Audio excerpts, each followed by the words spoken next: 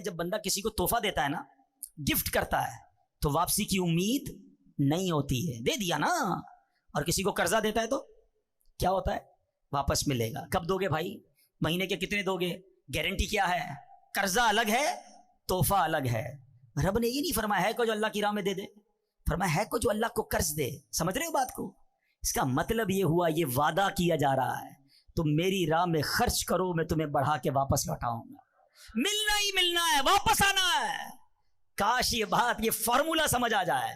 بلکہ سچی بات بتاؤں، اگر کوئی غریب بیٹھا ہے نا میرا بھائی، روزگار کا پرابلم ہے، قرضے میں ڈوب گیا ہے، کوئی پرابلم آ گئی ہے، یہ مت سمجھو کہ میں اللہ کی راہ میں کیسے خرچ کروں گا.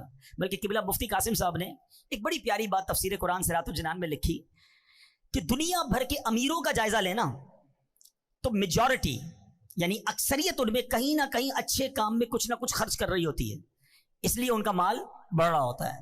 اور دنیا بھر کے غریبوں کا سروے کرے نا تو اکثریت ان میں وہ جو اللہ کی راہ میں خرچ نہیں کرتی کہ میں تو پہلے ہی غریب، میرا کیا کام خرچ کرنا. فرمایا اس لیے غربت سے نکل نہیں پا رہا.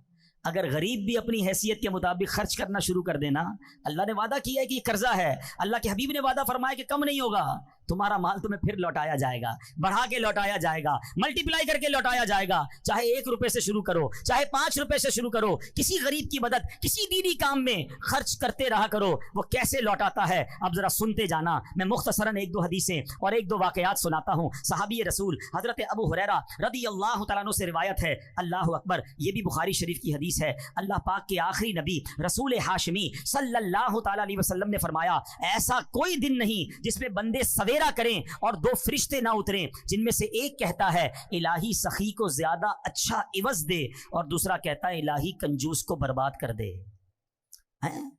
یعنی آپ ذرا سوچیں، فرشتہ روز بددعا کیسے دے رہا ہے؟ کنجوس کو بربادی دے، کہ جو نہیں خرچ کرتا اللہ کی راہ میں، جو کنجوسی کرتا ہے.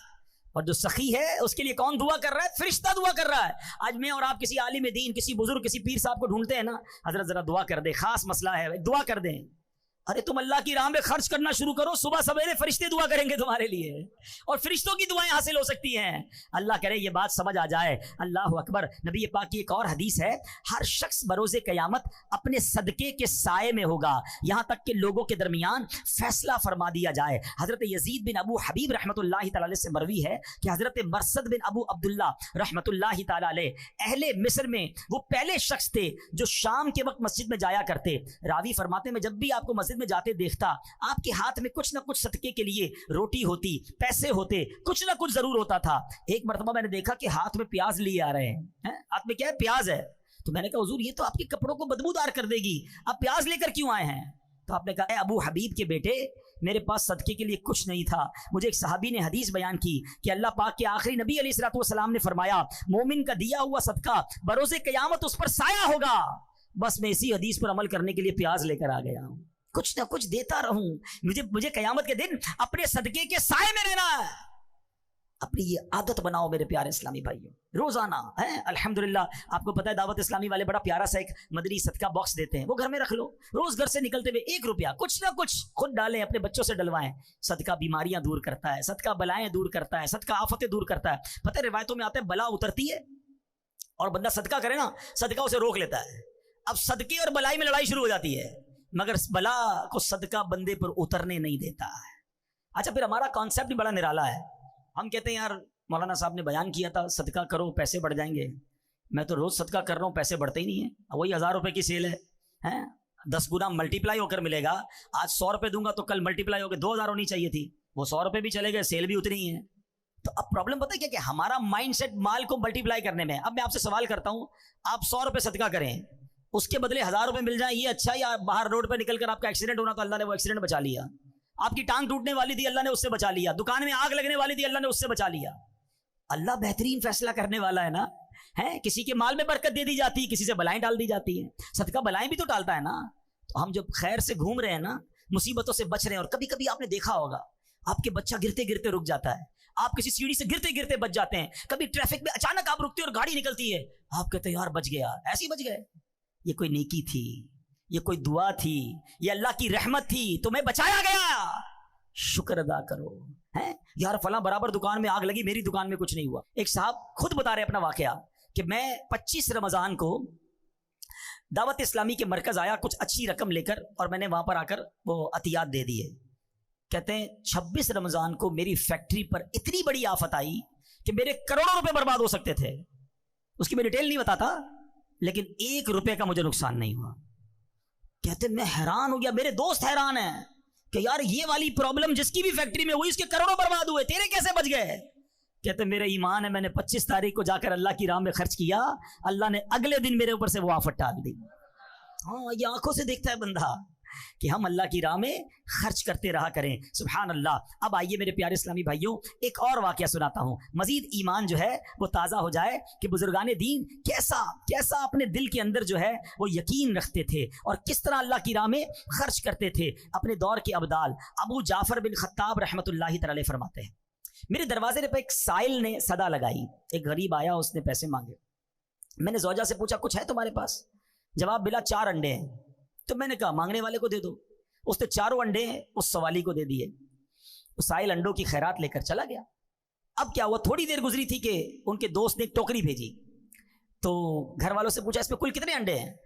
کہا 30. کہ تم نے تو فقیر کو 4 انڈے دیے تھے، یہ 30 کس حساب سے آئے؟ یقین دیکھیں کہ 1 کے 10 کا وعدہ ہے، ہم نے دیے 4 ہیں اللہ کی راہ میں، 30 کیسے آئے؟ تو کہتی ہے 30 انڈے پورے ہیں، 10 انڈے ٹوٹے ہوئے ہیں. تو حضرت علامہ یافعی یمنی کہتے ہیں کہ یہ تو بتاؤ کہ تم نے جو دیے تھے اس میں کیا پوزیشن تھی؟ تو کہا حضور مسئلہ یہ ہے کہ میں نے جو 4 انڈے دیے تھے نا وہ 3 پورے تھے، 1 ٹوٹا ہوا تھا. تو 1 ٹوٹے ہوئے کے بدلے 10 ٹوٹے ہوئے آئے ہیں، اور 3 سالم دیے تو اس کے بدلے 30 آئے ہیں. ہاں جیسا دو گے نا، پھٹے ہوئے کپڑے دینے صدقے میں، بچا ہوا کھانا دینا ہے. موزے میں سوراخ ہو گیا تو فقیر یاد آیا ہے، گھر کی ماسی کب یاد آئی کہ کھانا بچ گیا اب پھکے گا تو چلو اس کو کھلا دو. یہ نہ کیا کرو، جیسا دو گے ویسا ملٹی پلائی ہوگا. جو خوشی سے دے گا نا، مزے کی بات بتاؤں، گھر میں ملازم ہوا کرے نا، ابھی رمضان آ رہا ہے، یقین کریں گھر میں ملازم ہیں یا اور کوئی رشتہ دار ہے نا، آپ کا افطاری تیار ہو جائے نا، پہلے اچھی افطاری نکال کر اپنے ملازمین کو کھلا دیں. کم نہیں ہوگا، تمہارا کچھ نہیں جائے گا. ایسا ہی جو آپ کے بچوں نے کھانا ہے نا، وہ کسی 4 کو نہیں کھلائیں، 1 کو کھلا دیں، مگر ایسا کھلاؤ جیسے تم اپنے بچوں کو کھلاتے ہو. پھر دیکھو کیسی برکت آئے گی، کیسا ملٹی پلائی ہوگا. خوشی سے دو نا. یہی مسئلہ ہمارا فطرے میں چل رہا ہے، سالوں سال سے چل رہا ہے. مجھے تو فارمولہ ہی آج تک سمجھ نہیں آیا ہے. اللہ پاک ہمارے مفتی منیب الرحمان صاحب کو سلامت رکھے. بچپن سے سنتے آ رہے ہیں حضرت جو فطرہ اعلان کرتے تھے ہم وہ فطرہ دے دیتے تھے. پہلے 25 روپے تھا، 30 روپے تھا، 50 ہوا، 100 ہوا، 150 ہوا ہے، اب 250 300 ہو جائے گا. وہ اللہ کے بندے پوری حدیث تو سنو نا. وہ بھی اعلان 4 فطرے فرماتے ہیں. کیا ہوتا ہے؟